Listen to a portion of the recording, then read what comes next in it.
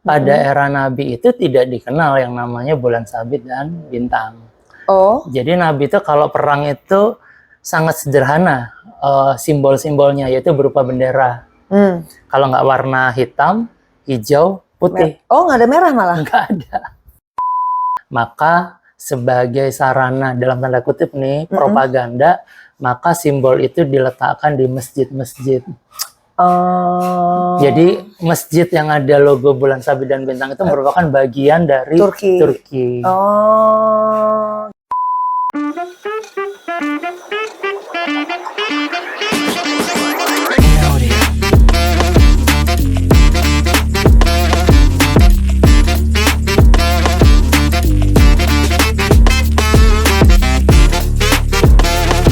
Assalamualaikum warahmatullahi wabarakatuh. Waalaikumsalam warahmatullahi wabarakatuh.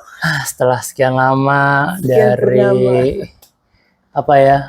warna waktu itu album baru ya. Ya. Kemudian 5 wanita album baru. 5 wanita juga. Single baru. Single barunya Mbak Nina ya. Single baru Lebur ya. Baru nih ada kesempatan kesini lagi, main-main lagi. Mau bahas apa nih? Mau ngebahas apa ya? Apa yang mau dibahas kita? Enggak, aku cuma mau tanya ini. Simbol-simbol di Islam. Itu kan kayaknya tuh bintang dan bulan sabit itu dikonotasikan sebagai Islam ini gitu. Negara-negara Islam tuh biasanya pakai simbol itu gitu kan. Turki pakai gitu ya? Turki Islam merah putih, Indonesia merah putih sih ya, tapi kan kayak di masjid-masjid itu kan masih ada. Tapi Malaysia ada bulan sabit sama bintangnya kan? Even di masjid-masjid sini kan juga kayak gitu kan, gitu di atasnya kubah tuh biasanya suka ada bulan sabit dan bintang. Itu kenapa enggak? Tumben nanya itu. By order ya. Jadi brief. Iya, kalau kita membahas ayat ntar banyak yang ini lagi. Mendingan kita cerita tentang sejarah aja ya. Ini juga mungkin akan ya pasti ada pro kontra ya, resiko kita main sosial media gitu. Iya, jadi Islam identik dengan bulan sabit dan bintang. Kemudian Kristen identik dengan tanda salib, betul. Ya kan? Nah, sebenarnya yang menjadi pertanyaan, apakah iya dari zaman Nabi itu seperti itu? Apakah iya di Al-Qur'annya ada atau di hadisnya ada kayak gitu? Ada nggak? Nggak ada. Oke, aku tanya. Nggak ada. Oke. Ya, kenapa? Karena bulan sabit dan bintang itu sebenarnya sudah populer masa pra-Islam. Sebelum Islam ada, dia udah populer. Bahkan dari zaman 2000 tahun sebelum Masehi ya, kayak gitu. Jadi kita awali dulu sebenarnya ini dengan hadis. Ada hadis riwayat dari hadis riwayat Ahmad ya. Rasulullah ditanya oleh seorang sahabat, "Ya Rasulullah, mana yang lebih dahulu jatuh ke tangan kaum muslimin? Konstantinopel atau Romawi?" Nabi menjawab, kota Heraklius atau Konstantinopel. Jadi gini, zaman dulu itu Romawi itu pecah jadi 2. Ada Romawi Barat, ada Romawi Timur. Nah, Romawi Timur itu namanya Bizantium. Ya. Nah, itu yang menjadi ibu kotanya itu Konstantinopel itu, yang sekarang kita kenal Turki. Itu dilanjutin. Sesungguhnya Konstantinopel itu pasti akan dibebaskan. Sebaik-baiknya pemimpin adalah pemimpinnya dan sebaik-baiknya pasukan adalah pasukannya. Maksudnya? Jadi gini, Mbak bisa bayangin di era Nabi Muhammad hidup itu ada Romawi, ada Persia. Ya. Nah, ini kan kanan kiri nih di atas, di bawahnya Jazirah Arab. Nah, jadi ketika mereka perang itu kayak jadi berita yang viral yang selalu diomongin sama orang Arab. Gitu ya. Jadi makanya mereka nebak-nebak nih perang siapa nih yang menang nih gitu, nanya ke Nabi gitu. Kayak kemarin Inggris lawan Spanyol itu. Semuanya Nebak-nebak. Nah, akhirnya Nabi keluar hadis ini dan terbukti. Nah, dari hadis ini pula yang membuat kaum muslimin berlomba-lomba untuk memasuki Konstantinopel itu, karena dia kepingin nanti sebaik-baiknya pemimpin itu yang memimpin dari sana dan seterusnya kayak gitu. Oke. Ya, dan nanti itu terjadi di eranya Al-Fatih kalau nggak salah. Kita mundur lagi ke belakang, pada era Nabi itu tidak dikenal yang namanya bulan sabit dan bintang. Oh. Jadi Nabi itu kalau perang itu sangat sederhana simbol-simbolnya, yaitu berupa bendera. Kalau nggak warna hitam, hijau, putih. Oh, nggak ada merah malah? Nggak ada. Dan nggak ada lafaz la ilaha illallah juga. Cuma kain aja gitu. Oh, oke. Ya. Kemudian kalau kita masuk di tadi yang tentang bulan sabit dan bintang, betul. itu sebenarnya sudah menjadi simbol pemujaan, Mbak. Karena orang-orang zaman dulu itu kan menyembahnya Dewi Bulan, matahari, dan bintang. Iya. Itu dilakukan oleh pertama nih, kalau yang tercatat dalam sejarah namanya Raja Urnamu. Siapa itu? Nggak kenal aku. Ya, dia raja di Mesopotamia. Dia hidup 2000 tahun sebelum Masehi. Jadi orang itu sudah mengenal konsep Tuhan dengan benda-benda antariksa itu sudah dari zaman dulu kala. Buset. Nah, Mesopotamia itu sekarang di mana? Ternyata Mesopotamia yang dimaksud kekuasaannya Raja Urnamu ini adalah di Irak bagian selatan, beririsan dengan Kuwait, beririsan dengan Iran bagian barat. Oh. Itu pusat peradaban sebenarnya di sana. Oh, awalnya. Iya, di situ rajanya sudah mengenal namanya batu tulis. Jadi dia udah punya undang-undang tuh, Mbak. Wih, hebat ih. Nulisnya pakai apa bahasanya? Nggak ada, mereka punya bahasanya. Aku lupa bahasanya apa. Jadi mereka buat undang-undang kalau keluar rumah harus bagaimana, diatur udah. Keren sebenarnya. Nah, ya? di salah satu batu tulisnya itu juga terdapat simbol bulan sabit, bintang, dan matahari. Jadi mereka membahasakan matahari itu digambar kayak matahari. Bulan sabit ya kayak bulan sabit. Gitu. Dan itu adalah dewa-dewanya mereka. Kemudian masih berlanjut, Mbak.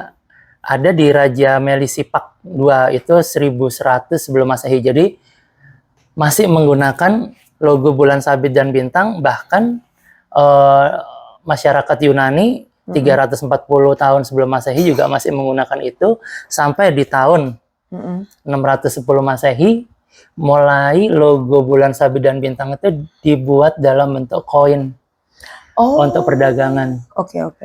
Jadi ada namanya, itu Raja Khosrow II, itu mukanya ditaruh di koin, kemudian ada sayapnya, di atasnya ada logo bulan sabit dan bintang. Iya, jadi itu udah dikenal lama lah intinya ya. Sampai akhirnya ketika umat Islam sudah mulai menguasai Konstantinopel, disitulah mereka mengenal bulan sabit dan bintang, karena pada waktu itu ceritanya menjadi simbol dari Konstantinopel, yang which is itu dulu dikuasai oleh Romawi. Akhirnya logo itu dipakai. Nah, terus kenapa sampai sekarang turun ke identik gitu dengan Islam? Iya, jadi gini, Turki Utsmani pada waktu itu adalah kerajaan Islam terluas, Mbak. Jadi dia itu ada di benua Asia, Afrika, Eropa, kekuasaannya. Ya, makanya nanti bulan sabit itu mencerminkan dia ada di 3 benua, atau sepertiga dunia dia kuasai. Kemudian bintangnya itu di Istanbulnya. Atau di Konstantinopel. Nah, akhirnya dibuat pemaknaan seperti itu. Nah, karena kekuasaannya Turki Utsmani itu dari Afrika sampai Asia Tengah juga, maka sebagai sarana dalam tanda kutip nih propaganda, maka simbol itu diletakkan di masjid-masjid. Jadi masjid yang ada logo bulan sabit dan bintang itu merupakan bagian dari Turki. Ketika Turki itu bubar di Perang Dunia Pertama, negara-negara yang lepas tadi dari Turki tadi, itu ternyata di benderanya masih menyematkan bulan sabit dan bintang. Contoh Aljazair, Libya, Singapura bahkan. Iya, Turki. Itu di bawahnya Turki, Singapura? Dulunya iya. Kan dia masuk ke Asia tuh. Sampai Malaysia. Kan dia pecahannya Malaysia. Iya, benar. Terus Uzbekistan, Maladewa, macam-macam. Kemudian yang logonya bintang itu ada Maroko, Jordan, sama Syria.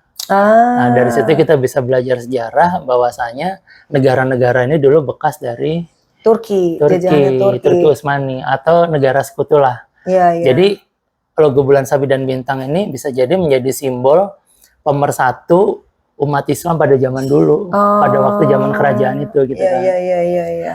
Tapi ada fun fact bahwasanya ada yang bilang sebenarnya bulan sabit itu sudah dibuat sama Umar di Masjid Al-Aqsa yang ada di sana di Yerusalem. Oke. Sebagai simbol bahwasanya bulan sabit itu simbol pergantian waktu. Karena umat Islam dalam melakukan pergantian waktu bukan berdasarkan matahari tapi iya. Bulan. Komariah ya namanya. Ya makanya itu disematkan. Cuma akhirnya itu hilang pada waktu perang salib. Kenapa? Karena diambil sama orang-orang Kristen pada waktu itu. Nah, nanti Mbak kalau kita belajar sejarah, pada waktu Islam Jaya pun banyak gereja yang dialihfungsikan sebagai masjid. Nanti kita juga akan belajar bahwasanya kubah itu sebenarnya tidak identik dengan masjid awalnya. Gereja malah? Bukan. Malah apa? Ini rumah penyembahan bagi dewa-dewi orang Romawi. Oh gitu. Iya, kenapa? Karena kubah itu dibuat, dirancang agar tidak ada tiang di tengah. Tujuannya apa? Agar muat orang banyak untuk ketika menyembah dewa-dewinya. Keren ya? Asik, gila. Iya, kemudian habis itu begitu Romawi udah tercampur sama Kristen, banyak bangunan itu berubah menjadi gereja kan. Nah, ketika Islam berkuasa, ya seperti itu tadi. Akhirnya banyak masjid yang meniru pola seperti itu. Jadi kalau dibilang apakah bangunan Kubah itu awalnya masjid? Enggak, karena Masjid Nabawi kan tadinya cuma flat aja gitu bangunannya. Karena orang Arab itu tidak mengenal konsep Kubah, Mbak. Arsitek-arsitek itu yang mengenal itu pertama kali memang orang-orang Romawi. Romawi iya, ya. Kayak gitu. Jadi ya itu fun fact sih sebenarnya. Cuma mungkin ya kita harus memang buka data ya untuk bisa melihat kebenarannya. Aku kira malah tadinya tuh kayak apapun yang grande gitu ya, apapun yang ada di ini tuh aku pikir peradaban Islam gitu yang mulainya. Enggak, tapi banyak alih fungsi juga. Oh iya. Kayak gitu. Okay. Ada masjid di Syria, masjid tertua. Itu tadinya tempat pemujaan dewa-dewi. Kemudian ketika dikuasai Romawi menjadi gereja, ketika dikuasai Islam menjadi masjid. Kayak gitu. Tapi itu berlangsung di mana-mana. Kayak di India pun kayak gitu kan. Ketika zamannya Hindu itu istana tuh jadi kayak buat pernikahan apa segala macam tuh pemujaan itulah tempel-tempel Hindu gitu, kuil-kuil Hindu. Tapi ketika peradaban Islam masuk dialihfungsikan semua gitu.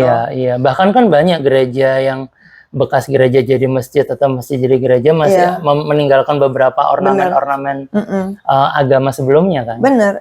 Di India tuh aku lihat jelas itu ya. Kayak gitu tuh Mas. Jadi tadinya tuh kerajaan Hindu gitu. Terus Mongol masuk gitu, bawa Islam gitu kan. Terus itu yang namanya istana itu ya di Agra, aku lupa kalau nggak salah namanya itu, istana batu merah gitu ya. Itu ditulis huruf-huruf Arab gitu Mas. Wah, gila gitu. Detail banget, dan aku ngeliatnya buset gitu. Nah tapi setelah mereka keluar nggak dirubah lagi gitu. Iya. Makanya Taj Mahal itu kan bentuknya kubah. Karena yang sebelah kanan itu betulan masjid karena si rajanya ini nih Islam banget, dia nggak mau. Kalau Islam kan harus imbang ya, kiri kanan ada kanan harus ada kiri gitu kan. Nggak boleh kanan aja kiri nggak ada. Jadi dia bikin satu tengah-tengah, makam buat istrinya di bawah. Tapi karena dia Islam, jadi istrinya dikuburkan di bawah. Tapi supaya dia bisa melihat istrinya, dibuat replikanya persis di atasnya, das gitu. Terus sebelah kanan dipakai masjid yang berfungsi, sebelah kiri cuma bangunan aja kayak masjid. Karena penyeimbang aja. Penyeimbang gitu, gila ya. Keren ya. Canggih tapi banget. memang keren sih Mbak kalau kita belajar sejarah, biar kita nggak salah kaprah gitu ya. Nggak, buktinya gini, di arsitek-arsitek modern, masjid itu sekarang tidak melulu ada bulan sabitnya. Benar. Ya udah nggak ada ya. Dan bangunannya tidak harus selalu kubah. Betul. Jadi udah mulai segitiga lah, apalah. Jadi udah memang. Udah bikin adem. Iya. Jadi ya memang fungsinya seperti itu. Sampai kalau kita lihat ya, mundur lagi ke belakang, itu teknologi kubah berjenjang tuh yang ada kubah itu juga teknologi sebenarnya teknologi baru. Nah, di era setelah Islam masuk ke mana? Ke Konstantinopel. Oh, Rajanya gitu. minta dikembangkan. Gimana kalau kubahnya nggak satu? Tapi banyak. Iya, tapi banyak. Makanya kita lihat apa? Blue Mosque apa? Iya, Blue Mosque. Yang di Turki itu. Iya, Oh. itu kan banyak kubah-kubah kecil. Iya. Oh, Itu iya, kembangannya gitu. iya. Seru ya. Gitu ya. Akhirnya Jadi tahu tadi sekarang, udah alhamdulillah. tahu tentang bulan sabit dan bintang itu ternyata memang nggak ada di Quran, dia nggak ada di hadis, tapi memang pada era Turki dia menjadi pemersatu umat Islam di era itu ya. Semacam Gajah Mada menyatukan Indonesia. Nah, dengan sumpah palapanya kan. Iya. Oke Mbak, thank you banget. Terima kasih loh Mas. Ini kayaknya ngevlog tersantai. Sampai ketemu lagi pokoknya di vlog berikutnya ya. Assalamualaikum. Waalaikumsalam.